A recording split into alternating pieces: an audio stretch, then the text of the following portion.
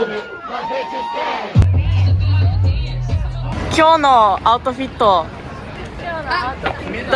誰かごめんなさい、できません。What?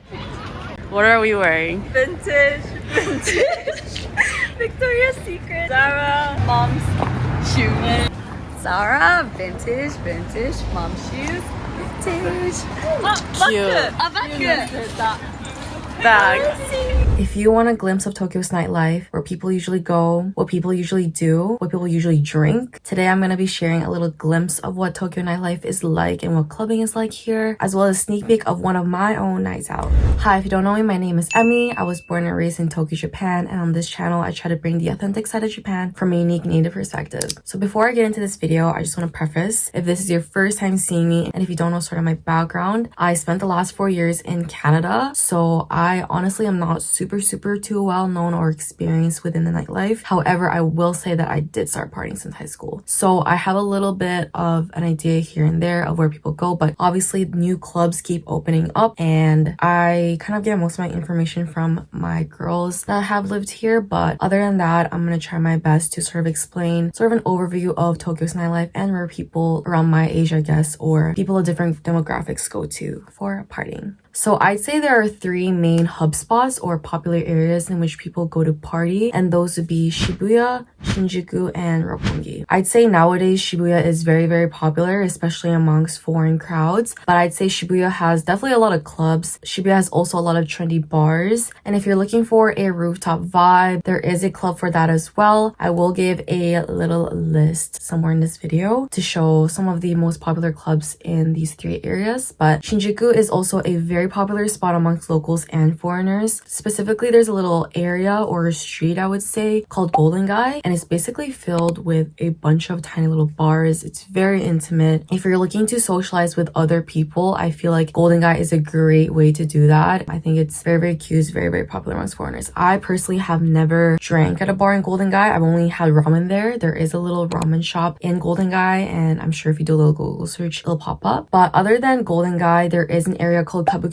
which is also known as the red light district. I personally would avoid this area for partying unless you go to the clubs, because I feel like if you're going to the bars in Kabukicho, a lot of them are scam spots. They're either gonna scam you or they're gonna rack up the prices like crazy, and it's happened to a lot of people. It's not news. So I'd say avoid Kabukicho for drinking, but if you're going clubbing, then I have some spots that I will recommend as well. So the 3rd area, which is Roppongi. Roppongi is also a very well-renowned area for partying. Roppongi is especially bougie. It's a very expensive area, so I would say it's more upscale. The most notable club I would say located in the Roppongi area, or specifically Azabujuban, is One Oak. So One Oak actually used to be in Roppongi, but it relocated to Azabujuban not too long ago, maybe a couple years ago. But that club is especially popular. One Oak is basically a very upscale hip-hop place, very popular. A lot of celebrities go there. I think we all know this, but drinking culture is very different in Tokyo, very different in Japan in general compared to overseas or in the Western countries. Common activities in Japan, I would say, is getting pre-drinks or cans of drinks at the convenience store, so you can easily buy alcohol no matter what time it is in Japan. There's a pretty wide selection of canned drinks in the convenience store. You can also find hard liquor, surprisingly, and $2 soju bottles, which is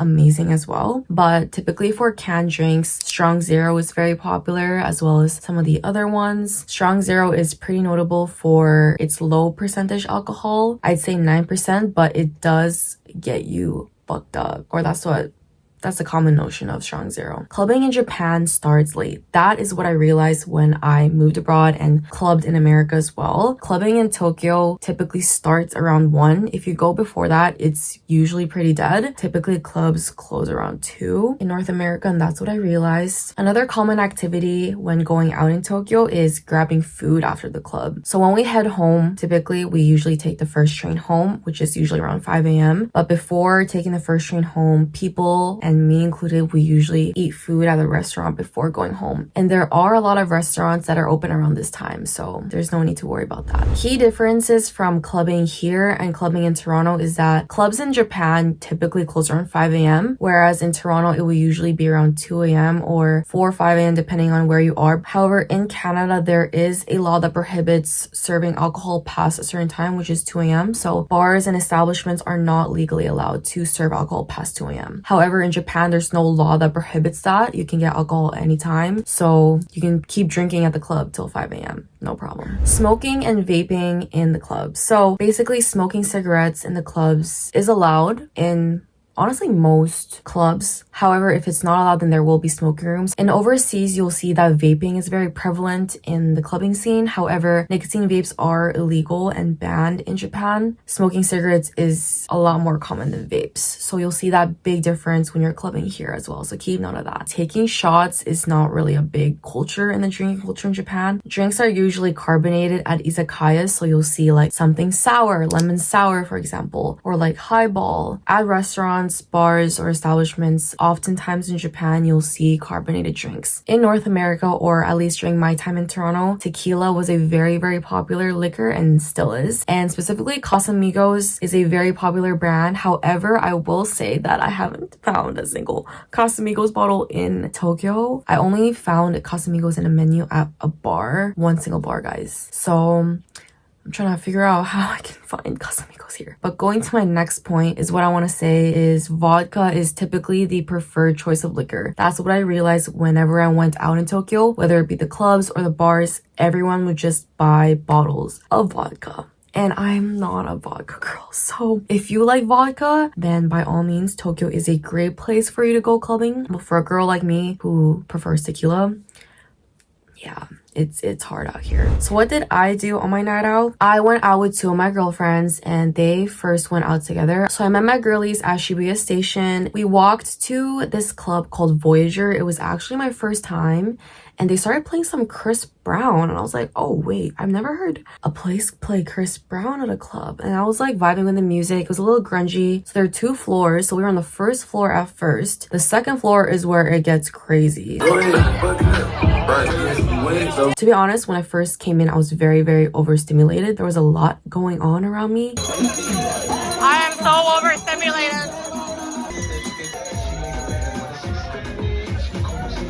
There was Jenga, there was Mario Kart on the TV, there were people throwing shots everywhere, obviously vodka. I'd say the ratio between foreigners and locals at this club would be 1-to-1. I don't know if I'd call this spot a club just because of the environment, but I'd say it's more of like a bar that turns into a club. In terms of the music was pretty random, kind of all over the place in terms of genre, which I feel like is most places in Tokyo, in my opinion. But overall, I would say it's a very lively scene. Everyone's drinking, very overstimulating, but if you're trying to have a good time, I'd say this is a great spot to start your night off. So we were there for maybe 2 hours or so, and then it was around 1 a.m. I'd say 1:30, and then we took a cab and went to One Oak. Okay, me fit check. So today, we decided to coordinate jeans. Okay. So I'm wearing the same jeans as last time. Cute, love it. D&G belts, Bershka boots, Ooh, garage love it. jacket, and Fashion Nova top. All right.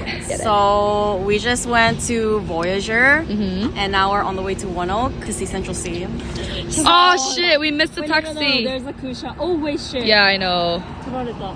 Ugh, bitch. So where do we go on a regular night out in Tokyo? Where do we go? Depends on the day. You know, Honestly. we never go out. It's you. Usually, we never go out. No. We wouldn't So know. it's usually Shibuya, Shinjuku, or Roppongi. So No one of those Shinjuku, three no areas. Shinjuku. Shinjuku's pretty. Okay.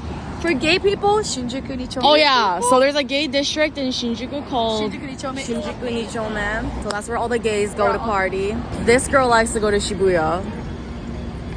So Baya is a club that just opened up recently. I'd say like 2 years ago. 2 years ago. I don't rate the music, but No, the only time you've been there, the music was bad. Honestly, recently it's hit or miss. Cella V too. Cella V was like one of the spots that like was popular.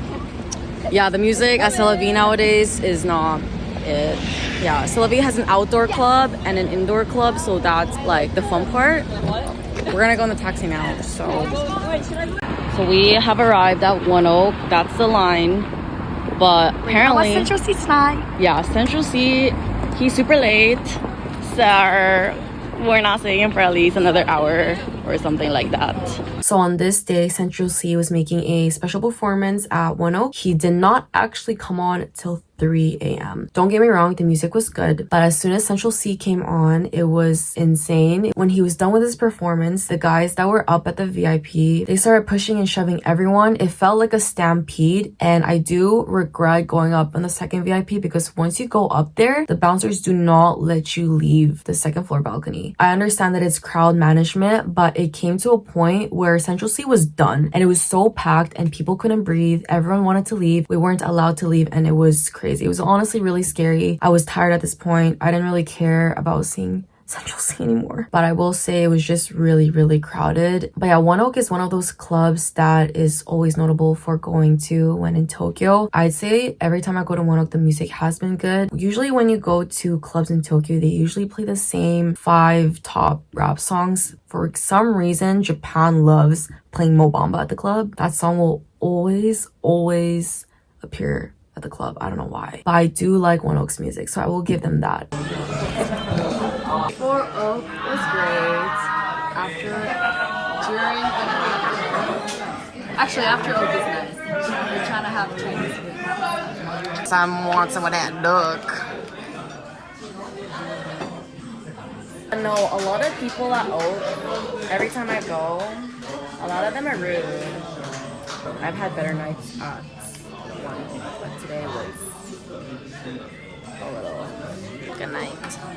To give some tips for some newcomers coming to Tokyo to go for a night out, I will give a few tips just so you can enjoy your time here. For first timers coming, I will say keep in mind or be aware of any dress codes that may be implemented in clubs. Obviously, this depends on the venue. Some clubs may require more formal attire, whereas other clubs, they don't really have any strict dress code at all whatsoever. Obviously, there are entry fees and drink costs. Some clubs actually give you a free drink ticket or maybe several drink tickets upon entry after you pay for entry, so that's also a plus point as well. I don't know exactly which clubs do that, but I do know that that's a thing that happens at a lot of clubs. Honestly, this is a tip coming from me, but I would say depending on what you are looking for, whether it be good music or a good crowd, a crowd that you can talk to or connect with other people traveling to Tokyo, I would say that changes the places that you should go to. So for example, like I mentioned, Golden Guy, it's very chill, intimate. I feel like that's a great place for socializing. Whereas if you're trying to go clubbing, club hopping will be a great option, especially if you are in the Shibuya area, just because there's a lot of things going around in Shibuya. And like I mentioned, if you're looking for a more upscale experience, the Roppongi area might just be it for you. One area that I actually haven't mentioned other than the 3 spots is Ginza. Ginza has opened up a couple new clubs recently, and Ginza is also a very upscale, expensive, bougie area, mainly known for shopping. But with their new clubs, these clubs are also very notable as well. They do sometimes host very famous DJs. So if you're ever in Tokyo and there's a famous DJ performing at a club, I will definitely recommend it. Many of the clubs in Tokyo that host these big DJs have very great sound systems and lasers and production systems. So I would say that's one great thing about the clubs here. I will put a list somewhere in this video of all the notable clubs in Tokyo. If you do know of any spots or notable places that I should mention, please leave them down in the comments below. Like I mentioned previously, I spent the last 4 years in Canada, so I'm not really truly an expert on a night out in Tokyo, especially since clubbing or partying when I was in high school is probably so much different than what I would be doing today. But I hope with this little vlog moment and a little bit of me talking over this video, you get sort of a glimpse of what it's like clubbing out here. And hopefully with this video, you can sort of prepare yourself for some of the cultural differences that you might experience if you ever do go clubbing here. I will say when I travel, I do enjoy experiencing nightlife just to see, what it's like there and what sort of the differences there are. What's your nightlife scene like in your city? Or would you want to experience Tokyo's as well? If you have any experiences that you like to share, please leave them down below. I know this video was super out of brand to what I usually post, but I'm trying to explore different areas or different topics that I could potentially post for you guys and what you guys might be interested in instead of just doing the same thing over and over. So let me know what you guys think, and I will see you guys in the next one.